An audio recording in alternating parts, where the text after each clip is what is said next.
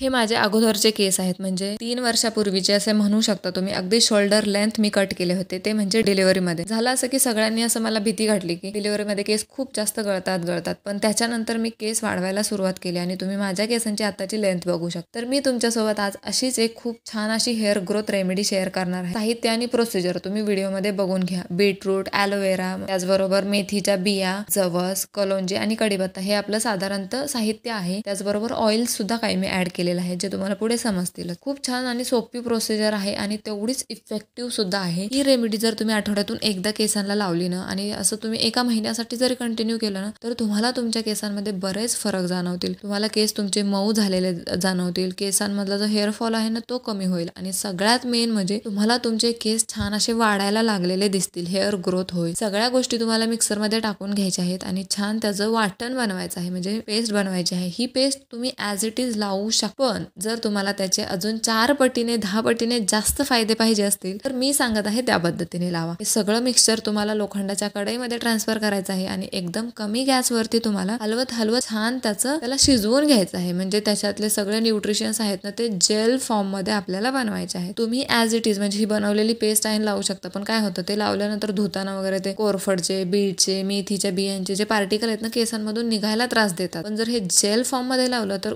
म्हणजे एफर्टलेस लागलं जातं आणि धुवायला सुद्धा त्रास होत नाही. 10 मिनिट बघा छान असं शिजवून घेतल्यानंतर थोडंसं थंड होऊ द्यायचं आहे आणि त्याच्यानंतर तुम्हाला कापडाच्या मदतीने त्याच्यातून जेल एक्स्ट्रॅक्ट करायचं आहे. तर आता हे जेल फॉर्म मध्ये असल्यामुळे काय होतं, तुमच्या केसांच्या मुळाशी खूप छान पद्धतीने इन्फ्यूज होतं, म्हणजे केसांच्या मुळांमध्ये ते मुरलं जातं असं म्हणू शकता. छान व्यवस्थित लागतं स्कॅल्पला, त्याचबरोबर केसांच्या लेंथला. म्हणजे केसांचा जो बाहेरचा आउटर लेअर असतो ना, त्याच्यामध्ये आपल्या मॉइश्चर पकडण्याची क्षमता असते. मग त्याच्यामुळे केसांमध्ये जर ड्रायनेस वगैरे असेल ना, तो सुद्धा कव्हर होण्याचा या हेअर पॅक मुळे तुम्हाला फायदा होतो. तर हा छान असं तुम्हाला गाळून घ्यायचा आहे. जेल बघा माझ्याकडून थोडंसं जास्त झालं, कारण की बीट फ्रीज मध्ये खराब होते, त्याच्यामुळे मी 2 कट केले होते. तुम्ही 1 बीट कट करू शकता, कारण की माझी हेअर लेंथ आहे ना, ती कमरेच्या खाली आहे आणि माझी उंची सुद्धा भरपूर आहे, 5.5 फूट वगैरे. त्याच्यामुळे माझे हेअर लेंथ खूप जास्त आहे. तुमचे केस छोटे असतील तर अर्ध किंवा 1च बीट वापर. आता हा जेल तुम्ही एक्स्ट्रॅक्ट केल्यानंतर त्याच्यामध्ये मी ऑइल्स टाकलेले आहेत. माझ्याकडे ऑलरेडी एकत्र केलेले ऑइल्स होते. खोबरेल तेल, एरंडेल तेल आणि ऑलिव्ह ऑइल. त्याच्यातच एक व्हिटॅमिन ई ची कॅप्सूल. हे माझं रेग्युलरचं, म्हणजे आठवड्यातून 2 वेळा हेअर वॉश करताना मी जे तेल लावते ना, ते माझं रेग्युलरचं तेल मिक्स केलेलं होतं वाटीमध्ये ॲज इट इज. त्याच्यामुळे मी ते हेअर पॅक मध्ये सुद्धा टाकलेलं आहे. कुठल्या पण हेअर पॅकला जास्त हेल्दी बनवण्याचं काम म्हणजे ऑइल्स करतं. त्याच्यामुळे हेअर पॅक मध्ये व्हिटॅमिन ई ची गोळी आणि तुमच्याकडे जे अवेलेबल असतील किंवा तुमच्या केसांना जे ऑइल तुम्ही रेग्युलरली वापरता ते तुम्ही टाकू शकता. कुठली पण हेअर रेमेडी लावायच्या अगोदर तुम्हाला केसांचा गुंता काढायचा असतो. त्याने काय होतं, जो अननेसेसरी होणारा हेअर फॉल आहे ना, तो तुम्हाला जाणवत नाही. म्हणजे काय होतं, जर तुम्ही गुंता असलेल्या केसांमध्येच परत हेअर रेमेडी लावली तर त्या केसांचा अजून गुंता होतो. हा हेअर मास्क आपला किंवा हेअर जेल म्हणू शकता किंवा सिरम सुद्धा म्हणू शकता नॅचरल